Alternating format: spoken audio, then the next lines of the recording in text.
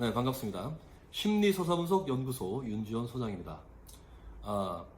앞으로 저는 그 윤지원의 심리서사분석이라는 그 연재를 통해서요, 여러분이 심리치료와 인간의 정신을 좀 아는데 도움이 될 만한 내용을 쭉 연재를 해볼 생각입니다. 그 중에 오늘 첫 번째 내용으로 그 주의성적 트라우마라는 주제를 가지고 함께 얘기를 나눠볼 텐데요. 트라우마라는 말은 많이 들어보셨죠, 그죠?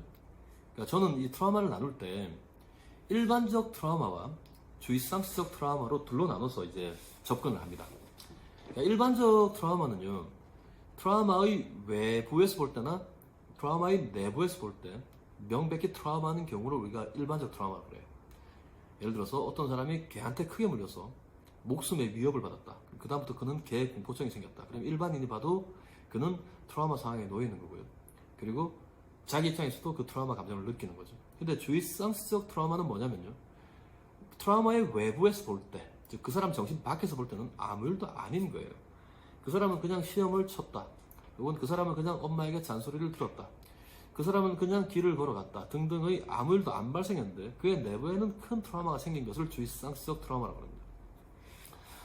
라칸은요, 주의성스라는 말을 비정상 상태에서 느끼는 즐거움이라는 말로 표현을 했고요. 그리고 인간은 자신의 결핍을 채우기 위해서 주의성스라는 걸 사용한다고 주장을 했습니다. 그리고 이 주의성스의 위기가 올 때 인간은 신경증에 걸릴 가능성을 가진다고 얘기를 했는데, 이걸 조금 이제, 사실 저도 이제 이 주의성스라는 말이 프랑스어고 그러다 보니까 한국어로 좀 바꿔 쓰고 싶어서 심리서사라는 말을 제가 이제 쓰려고 해도 개념 자체가 약간 다른 개념이라 주의성스라는 말이 가장 적절한 말 같아요.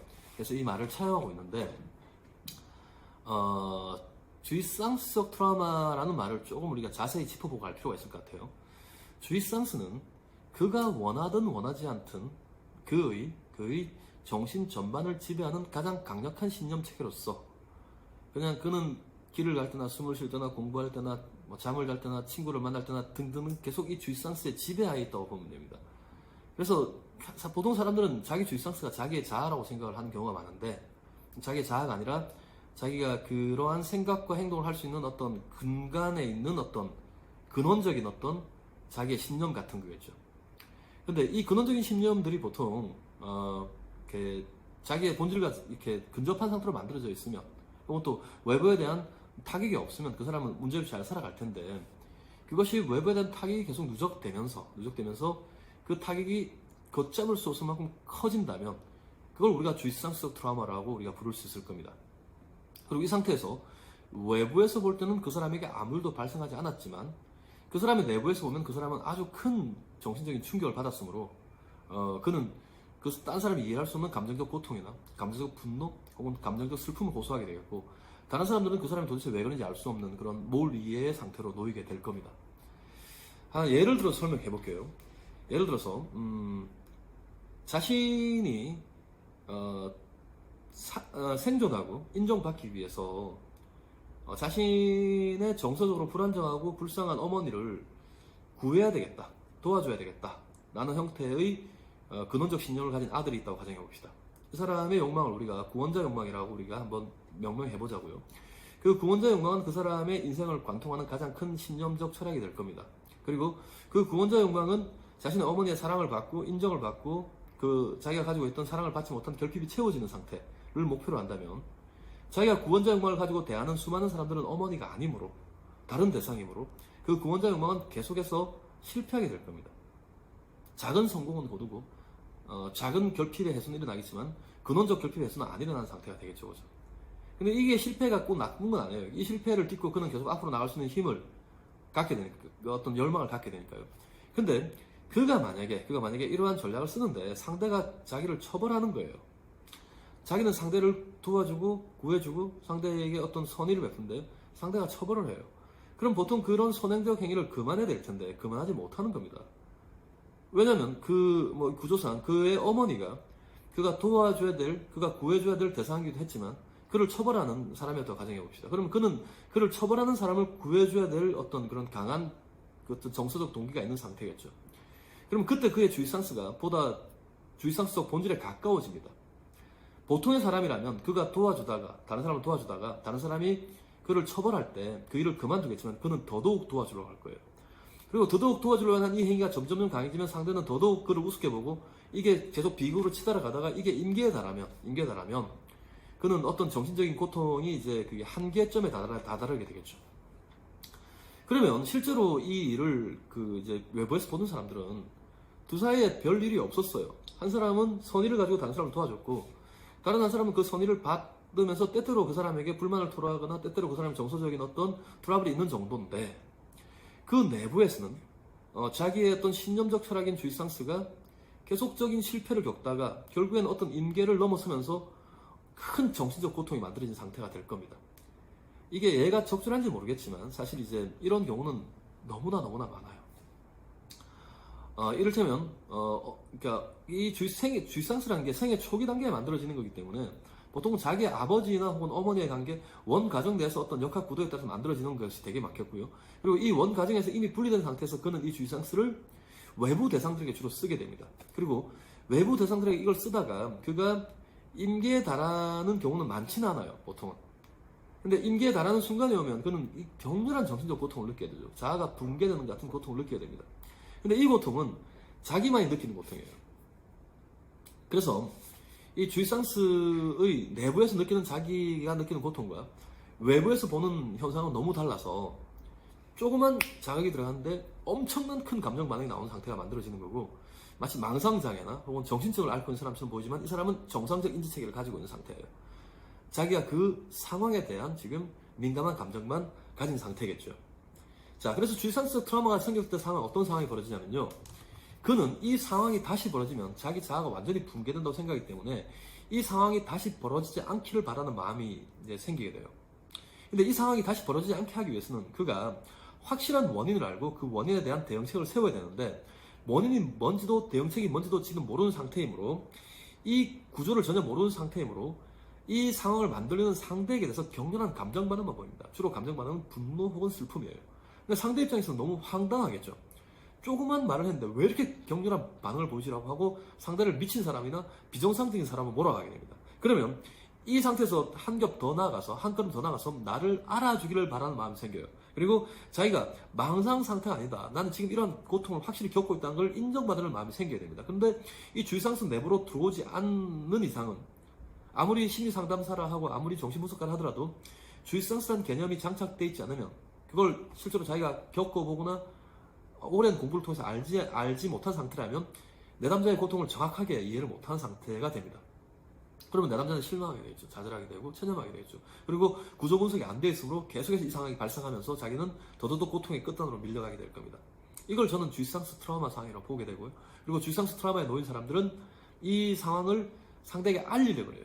실제로 자기가 어떤 그 트라우마적 상황이 있다고 보는 거죠. 죽음의 위기의 상황이 있다고 보고 이 상황을 알아주는 사람을 절실히 찾게 됩니다. 그리고 저는 이 부분에서 심리소자 분석가들이 주이상스적 통역관이 되어야 된다고 생각합니다. 즉 통역관은 이쪽의 언어도 저쪽의 언어도 다 알아듣는 사람이 통역관이에요. 영어와 한국어를 통역할 수 있는 사람이 통역관이죠. 마찬가지로 주이상스의 내부의 언어와 주이상스의 외부의 언어를 통역할 수 있는 능력을 가진 사람이 바로 심리소자 분석가들이 되어야 되는 겁니다.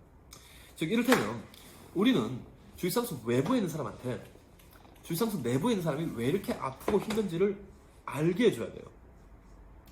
이를테면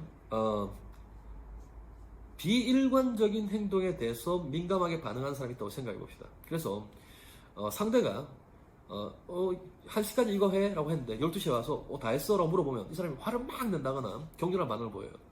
비일관적이다. 왜 1시까지 해놓고 12시에 쪼우느냐? 이렇게 반응할 때 이 사람 평소에는 괜찮은데 그런 비일관성에 대해서만 민감도를 높인 상태라고 가정한다면 이쪽에 있는 사람들 입장에서는 이쪽에 있는 사람은 전혀 이해가 안 갈 거예요. 미친 사람 같을 그럴 겁니다.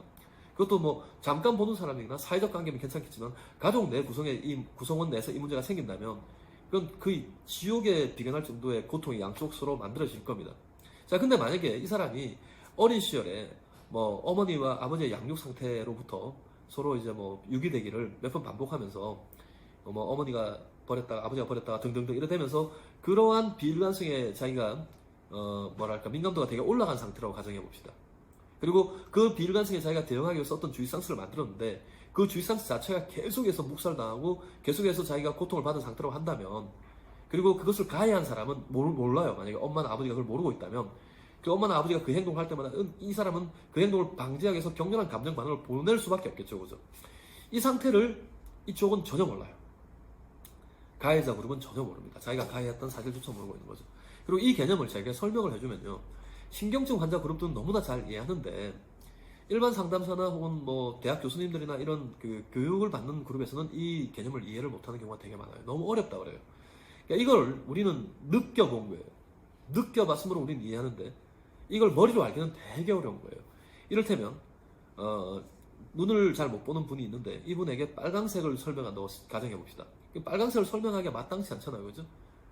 빨강색은 피 색깔이야. 피색은 뭔데? 피색은 붉은색이야. 뭐 이게 뭐 꼬리 붉기밖에 안 돼요. 빨강색을 실제로 감각으로 느끼지 않는 이상은 그걸 설명하기 불가능한 것처럼 주입상스 내부의 고통을 감각으로 느끼기 전에 머리로 설명하기는 되게 어려운 거라고 저는 보고 있습니다.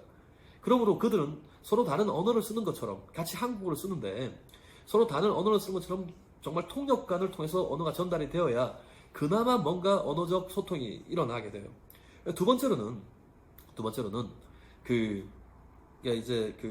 이 주입상스 내부의 일을 우리가 분석 과정을 거쳐서 인지적 구조로나마 이 가해자들의 그룹에게 이해하는 게 첫 번째 해결책이 되겠고, 두 번째로는 그걸 알린다 하더라도 그의 신경성이 낫지 않는다는 걸 그 내담자에게 납득시킬 필요가 있습니다.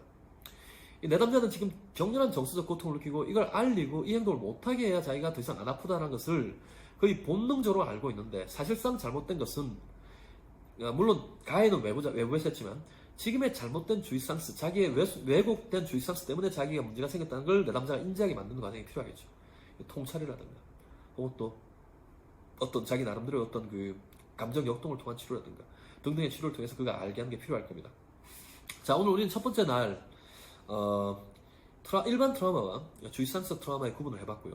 그리고 일반적 트라우마는 정리하자면 사건의 외부나 내부에서 볼 때 둘 다 트라우마인 것이 바로 일반적 트라우마입니다. 근데 주입상스 트라우마는 사건의 외부에서 볼 때는 아무 일도 아닌데 사건의 내부에서는 그 트라우마급의 임팩트를 주는 일들, 그리고 이것은 일반 트라우마는 한 번 딱 생기고 사라지는 거지만 주입상스 트라우마는 계속 지속적으로 계속 일어나는 거예요. 계속해서 일어나고 그것이 왜 일어나는지도 모르고 그것이 어떤 구조 때문에 고통스러운지도 모르고 그 이유도 원인도 없이 자기는 계속해서 외부 자극에 대해서 어떤 그 부정 감정을 갖게 되고 그 부정 감정 때문에 자기는 확신을 가지고 저 사람 때문에 내가 아프다는 확신을 가지고 있는데 사실상 물어보면 할 말은 없는 상태. 이 상태가 바로 주입상스 트라우마입니다. 그리고 그들은 아까도 말했지만은 그것을 알려서 그 사람의 행동을 수정하려고 하는데 그 사람의 행동을 수정한다 하더라도 자기는 계속 아프다는 사실을 알아야 돼요. 결국 주입상스를 자기가 고치고 포기해야 되는 것이겠고, 그리고 이 상황에서 치료의 진행 상황에서 이 주입상스의 통역관으로서 심리의사 분석가가 지금 아픈 사람의 이 마음을 아프게 한 사람에게 이해시킬 필요도 반드시 있다는 것을 여러분에게 얘기를 드리고 싶습니다. 네, 이 얘기가 여러분에게 전달하고자 하는 메시지는 여러분이 별로 좋지 않은 가정 형편이나 혹은 또 경제적 상황 때문에 상담소로 올 수 있는 없는 상황 분들, 혹은 또 뭐 나름의 어떤 다 이유 때문에 지금 심리 상담을 받을 수 없는 분들, 혹은 심리 상담소를 서칭하기 위해서 자기에게 어떤 심리 상담소가 좋을까 서칭하는 분들 등등에게 어떤 도움을 드리기 위해서 만든 영상입니다. 여러분에게 도움이 됐기를 바랬고, 만약 여기까지 들으셨다면 여러분이 도움이 약간이라도 됐을 겁니다. 구독과 좋아요를 눌러주시면 저에게도 여러분들에게도 다른 고통을 받는 분들에게도 도움이 되리라는 생각이 듭니다. 다음 시간에 좀 더 유익한 내용으로 여러분과 함께 하도록 하겠습니다. 감사합니다.